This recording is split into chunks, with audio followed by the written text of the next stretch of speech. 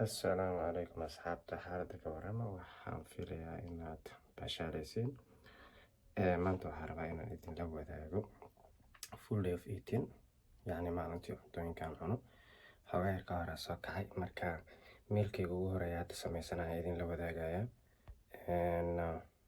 waa ka marka aan idin tuso.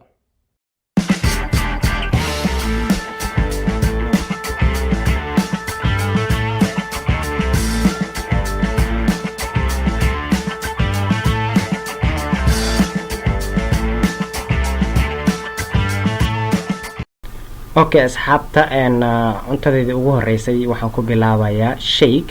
Meeshan aan u jeedin waxaan ku haystaa 100 gram oo oatmeal ah, 3 xabo ukun ah, 2 xabo fuul ah iyo mid egg white ah.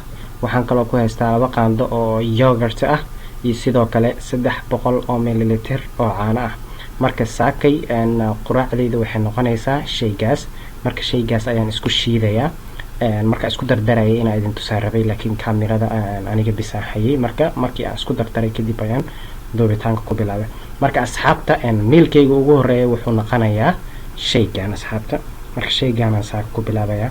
Mar walba shayg miyaan ku bilaabaa waa maya, marmarka qaar isla cuntadaas oo kale ayaan karsadaa oo fruit ku darsadaa ayaan cunaa. Marka aan shiidno shaygan.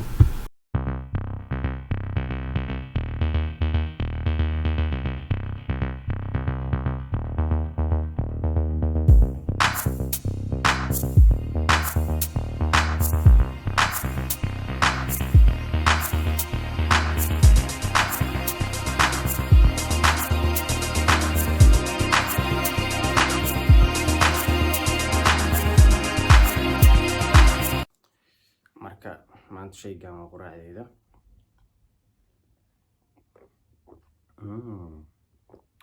Taste is good. Marka maalin walba shayg ma cunaa waa maya. Su'aasha maya waaye maalin walba shayg ma cuno. Laakiin isla nutritionkan oo kale isla intaan oo kale ayaan cunaa. Mar waa karsadaa boorashkan caadi u karsadaa iyo ukunta. Markaas strawberry ama tufaax ama moos kor waxa uga jarjartaa sidaas ku cunaa quraacdayda inta badan saas waaye. Marna shaygaas u bedeshtaa. Marka maanta waxaan idinla wadaagayaa oo cuntooyinkaan cunayo. Maanta kale gym ma aadayo, sabti waa gymka xiran yahay. Marka oo dhammaan cuntooyinkayga maanta idinla wadaagayaa maxaan cunaa daily imisa meal. Adiga mar waxaan inta badan 4 meals aan iskugu keeno. Marmarka qaar oo kale snacks ka dhex gashtaa laga yaabaa inay 5 noqoto laakiin inta badan 4 jeer ayaan wax cunaa. Marka si aad muruq u dhistid waa inaad wax badan cunto asxaabta. We're gonna build some muscle. Marka waxaan is arki doonaa in next meal cuntada labaad markii aan cunayo ayaan is arki doonaa.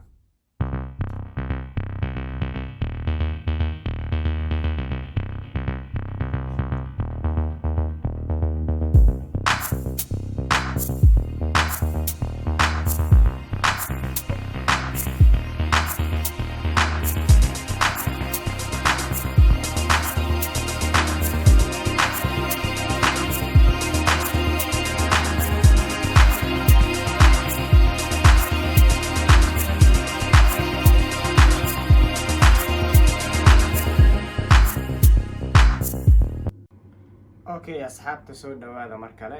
Maanta sida ogtiin muuqaalkan waxaa idinku tusayay full day of eating. Quraacdii waa aragteen shayga aan samaystay.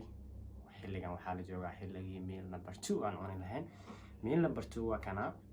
Waxaad meeshan uga jeedaan waxaa waaye French toast oo la jarjaray waaye. Wuxuu ka samaysan yahay brown bread, rootiga brownka oo 4 xabo ah, 3 xabo ukun ah oo 2 fuul ay yihiin, midna ay tahay egg white iyo malab dusha uga darsaday.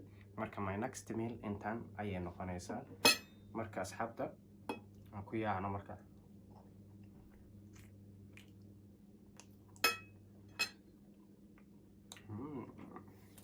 macaan waa.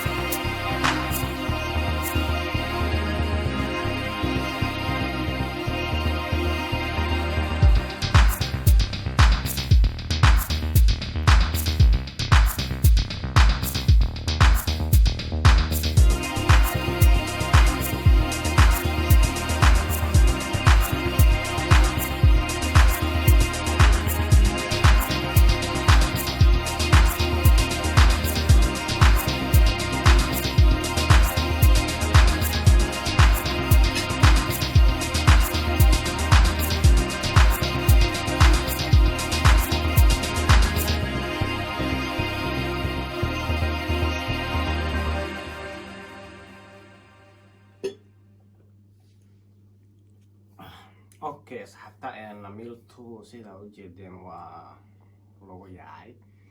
Marka waxaa waaye hadda xoogaa shaqan galaya clients ayaan diet iyo qorqoraya iyo howlo kala badan aan qabsan rabo. Waa inoo next meal oo noqon doonto mealka 3 markaas ayaan sameynaa.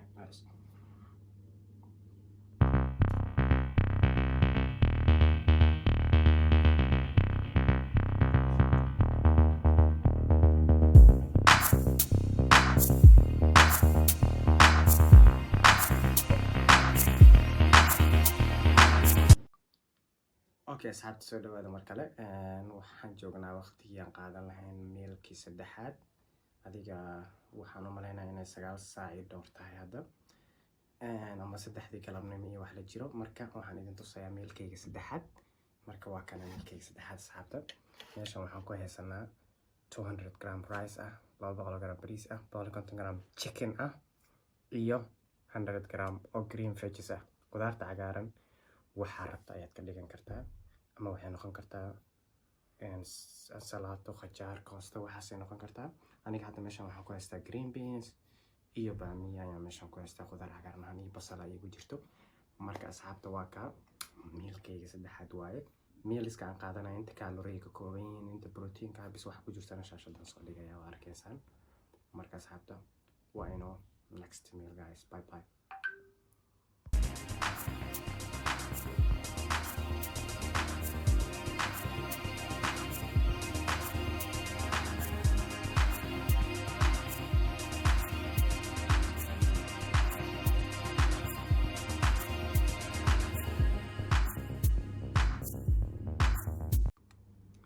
Okay, asxaabta welcome back mar kale. Maalin dheer oo shaqay ahayd. Waxaa waaye markana meal number 4 ayaan halkan ku haynaa. 150 grams oo rice ah, 120 grams oo chicken ah, hal qaando olive oil ah, iyo xoogaa qudaar ah. Marka waa mealkayga 4. Marka maadaama maanta idinla wadaagayay waxa aan cuno maalinkii, marka kana mealkii 4 ayuu noqonayaa. insha Allah waxaa ii dhinaa doona shay kala bis, asagana waa idinla wadaagi doonaa asxaabta. Marka let's eat this meal. Marka mealkaan aan kala tuurayna waa inoo mealka xiga asxaabta, markaasaan is arki doonaa. Boom.